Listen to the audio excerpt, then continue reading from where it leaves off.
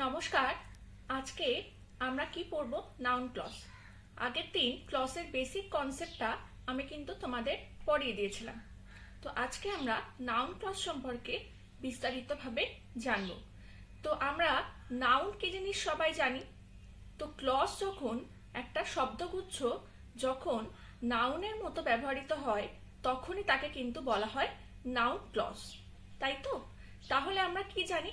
Clause হচ্ছে একটা শব্দগুচ্ছ যার মধ্যে অবশ্যই একটা সাবজেক্ট থাকবে আর একটা ভার্ব থাকবে, আর সেই শব্দগুচ্ছ যার মধ্যে সাবজেক্ট আর ভার্ব আছে যখন নাউনের মতো ব্যবহৃত হচ্ছে তখনই তাকে বলা হচ্ছে নাউন ক্লজ। এখন এই নাউন ক্লজ কোথায় কোথায় কিভাবে বসে সেটা আমরা জানব। এখন আমরা দেখব যে নাউন ক্লজ কোথায় কোথায় কিভাবে বসে। একটা সেন্টেন্সে যখন ভার্বের আগে কিন্তু নাউন ক্লজ সাবজেক্ট হিসেবে বসতে পারে, ঠিক আছে। সেকেন্ড পাচ্ছি আমরা ভার্বের পরে অবজেক্ট হিসেবেও নাউন ক্লজ বসতে পারে, আবার কমপ্লিমেন্ট হিসেবে বসতে পারে, কিন্তু এই কমপ্লিমেন্ট হিসেবে বসে প্রধানত ইনট্রানজিটিভ ভার্বের পরে। থার্ড পজিশনে আমরা পাচ্ছি প্রিপোজিশনের পরে অবজেক্ট হিসেবে বসে। ফোর্থে নাউনের পরে অ্যাপোজিশন হিসেবে বসে, ঠিক আছে। আর আমরা কিন্তু এখানে বললামই ইনট্রানজিটিভ ভার্বের পরে কমপ্লিমেন্ট হিসেবে বসে, ঠিক আছে। তাহলে আমরা এখন দেখব ভার্বের আগে সাবজেক্ট হিসেবে কি করে নাউন ক্লজ বসছে। একটা এক্সাম্পল দিচ্ছি। What he said is not correct. তাহলে এখানে আমরা একটা শব্দগুচ্ছ, ডিপেন্ডেন্ট ক্লজের একটা শব্দগুচ্ছ পাচ্ছি, হোয়াট হি সেড, আর সেখানে কি আছে? সাবজেক্ট আছে, ভার্ব আছে, সুতরাং এটা ক্লজ। এখন এটা ডিপেন্ডেন্ট ক্লজ, কার আগে বসেছে? ইজ ভার্বের আগে। এই সেন্টেন্সের মধ্যে ইজ ভার্বের আগে বসেছে হোয়াট হি সেড। বাংলা মানে করলে কি দাঁড়াচ্ছে? যে সেটা মানে যেটা সে বলেছিল সেটা কারেক্ট ছিল না। তাহলে কি বলেছিল যেটা কারেক্ট ছিল না? এই কি এর উত্তর পাচ্ছি হোয়াট হি সেড এই ক্লজটার মাধ্যমে। সুতরাং এটা নাউন ক্লজ হিসাবে বসে, তো অবশ্যই তার সঙ্গে এটা কিন্তু সেন্টেন্সের মধ্যে সাবজেক্ট হিসাবে বসেছে। সেকেন্ড আর একটা উদাহরণ দেখে নেই। Where she lives is known to all. তাহলে এখানে এই শব্দগুচ্ছটা হোয়ার শি লিভস এর মধ্যে একটা সাবজেক্ট আছে, একটা ভার্ব আছে, সুতরাং এটা ক্লজ। আর ইজ নোন এই ভার্বের আগে, সেন্টেন্সের মধ্যে ইজ নোন ভার্বের আগে কিন্তু এই শব্দগুচ্ছ বা ক্লজটা বসছে। আর এটা কি বলছে? একটা জায়গার কথা বোঝাচ্ছে, তাই তো? তাহলে এটাও কিন্তু নাউন ক্লজ তো অবশ্যই, এবং সেটা কিন্তু সাবজেক্টের মতো করেই সেন্টেন্সে বসেছে। এরপর আসছি ভার্বের পরে অবজেক্ট হিসাবে। ভার্বের পরে কি বসবে? অবজেক্ট রূপে নাউন ক্লজ বসবে। I know where she leaves, ঠিক আছে। I know where she leaves, এখানে নোটা হচ্ছে ভার্ব সেন্টেন্সের মধ্যে, আর হোয়ার শি লিভস এই শব্দগুচ্ছর মধ্যে একটা সাবজেক্ট পাচ্ছি, একটা ভার্ব পাচ্ছি, সুতরাং এটা ক্লজ।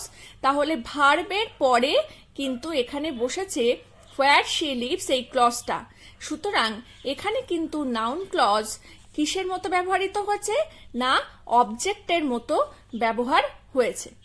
এখন ইনট্রানজিটিভ ভার্বের পরে যে কমপ্লিমেন্টের কথা বলেছিলাম, এই 5 নাম্বার পয়েন্ট বা 2 নাম্বারেও আমি বলেছিলাম, সেইটারও একটা এক্সাম্পল আমরা এখানেই দেখব।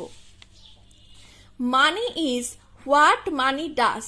এখন কমপ্লিমেন্ট কথাটার মানে কি? দেখো, এইখানে মানিটা হচ্ছে সাবজেক্ট, ইজ ভার্ব, হোয়াট মানি ডাস এখানটা এটা হচ্ছে ক্লজ। বুঝতেই পারছো সাবজেক্ট আছে, ভার্ব আছে।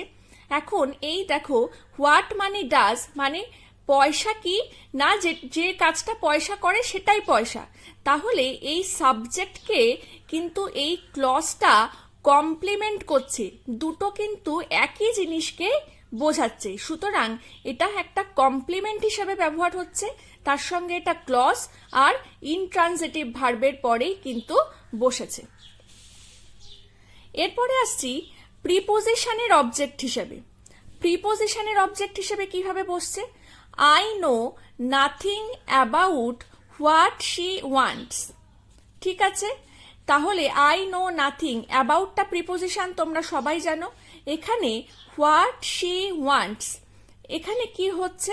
শিটা সাবজেক্ট আর ওয়ান্টসটা ভার্ব, সুতরাং এটা একটা ক্লজ আর প্রিপোজিশনের পরে বসেছে। তোমরা খেয়াল করবে যে কোনো সেন্টেন্সেই প্রিপোজিশনের পরে কিন্তু সাধারণত নাউনই বসে, সেটা ক্লজ হোক বা নর্মাল নাউন হোক। এখানে হোয়াট শি ওয়ান্টস, সে কি চায়, সেটা কোন প্রিপোজিশনের পরে বসেছে? অ্যাবাউট। তাহলে প্রিপোজিশনের পরে এই ক্লজটা, যেহেতু সাবজেক্ট আছে ভার্ব আছে, এটা একটা ক্লজ, প্রিপোজিশনের পরে কিন্তু এই ক্লজটা নাউন এবং প্রিপোজিশনের অবজেক্ট হিসাবে এটা কিন্তু কাজ করছে।